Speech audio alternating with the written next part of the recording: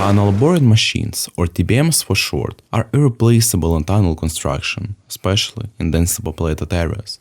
Compared to other alternatives like using explosives, TBMs are extremely quiet. So quiet that you won't even notice that a tunnel is being tunneled under your house. That's why it's the primary method used to build subways. And that's why Elon Musk's boring company used such a machine to tunnel under Las Vegas. Tunneling with TBMs is much more efficient and shortens completion times. They also produce a smooth tunnel wall, which reduces the cost of lining the tunnel. What's interesting is that this technology is quite old, dating back to the 19th century. In this video, I'll talk about the history of TBMs, their design, and how they work. The first tunnel shield, the ancestor of modern TBMs, was invented in 1825 by Mark Isambard Brunel. It was designed for tunneling under the Thames River. However, it was only an invention of the shield concept and was not intended to be a complete tunnel boring machine. The tunneling still had to be done using the standard methods of the time. The first complete TBM was built in 1845 by Hans Maus. It was commissioned by the King of Sardinia to build the Frejus Railroad tunnel between France and Italy through the Alps. It consisted of over 100 percussion drills mounted in the front of a locomotive-sized machine. It was mechanically driven from the tunnel entrance. However, the revolutions of 1848 affected funding, and the tunnel wasn't built until 10 years later, using less innovative and less expensive methods such as pneumatic drills.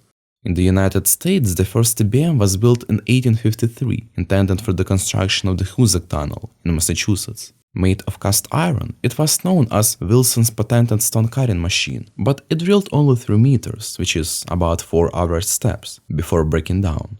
The tunnel was eventually finished 20 years later, but just like with the previous tunnel, other methods were used. Wilson's TBM anticipated modern TBMs in the sense that it used cutting discs. Unlike traditional chiseling or blasting, this method used simple metal discs to create high pressure that fractured the rock. The first TBM to tunnel a considerable distance was invented in 1863. The machine was intended to dig a tunnel under the English Channel. The French and British governments approved the project, and a total of 1.8 kilometers of the tunnel was built. However, during construction, the British military raised concerns that the tunnel could be used as an invasion route. Therefore, the project was abandoned in 1883. Later, the same TBM was used for another project, which this time was completed. It was used to bore a ventilation railway tunnel between Birkenhead and Liverpool through the sandstone under the River Mersey. The tunnel was 2 kilometers long and 2 meters in diameter. In the late 19th and early 20th centuries, engineers continued to improve TBMs as the need for tunnels for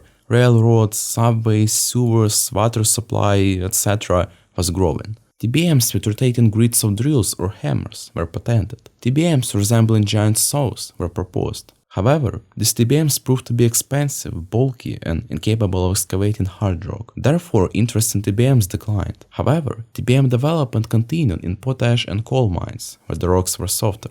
A TBM with a boring diameter of 14.4 meters, one of the largest in the world, was manufactured for the Canadian Niagara Tunnel project. It was used to bore a hydroelectric tunnel under Niagara Falls. The machine was named Big Becky after the Adam Beck hydroelectric generating stations to which it tunneled to provide an additional hydroelectric tunnel. An earth pressure balanced TBM known as Bertha, with a bore diameter of 17.4 meters, was produced in 2013. It was used for the construction of the Highway 99 tunnel in Seattle. The machine began operation in July 2013, but stalled in December 2013 and required significant repairs, which halted the machine's operation until January 2016. Bertha eventually completed tunneling on April 4, 2017. The world's largest hard rock TBM, with a bore diameter of 15.6 meters, was built for the construction of Italian motorway pass A1 near Florence. Named Martina, it's 130 meters in length, with a mass of 4,500 tons. The same company built the world's largest slurry TBM, with a bore diameter of 17.6 meters, which was used for the construction of the tunnel in Hong Kong. TBMs typically consist of a rotating cutting wheel in front called a cutter head, followed by a main bearing, a truss system, and support mechanisms. Machines vary according to the geology of the site, the amount of groundwater present, and other factors. Shielded TBMs erect concrete segments behind the machine to support the tunnel walls. They can bore tunnels in hard rock. They bore with rotating disc mounted in the cutter head. These cutters create cracks in the tunnel face under the action of compressive stresses. The excavated material is fed through holes in the cutter head to a conveyor that transports it through the machine. After that, it gets carried out of the tunnel. Open-type TBMs use their grippers to press against unshielded tunnel walls to maintain pressure on the tunnel face and to advance. They use similar rotating discs and can also be used for hard rock drilling. Such TBMs don't install concrete segments behind the cutter head. Instead, the rock is held up using ground support methods such as ring beams, rock bolts, shotcrete, steel straps, ring steel, and wire mesh. Earth pressure balance machines, or EPBs, are used in soft soils with pressure of less than 7 bar. They utilize truss cylinders to advance by pushing against concrete segments. It uses mud to maintain pressure at the tunnel face. The rate of extraction of slurry and the advance rate can be adjusted to achieve the desired pressure. Microtunnel shield TBMs are used to construct small tunnels and are scaled down counterpart to the common TBMs. They typically bore tunnels 1 to 1.5 meters long, too small for operators to walk in. It's hard to imagine modern tunneling without TBMs. In some scenarios they are irreplaceable, and in others they are more efficient. TBMs are amazing.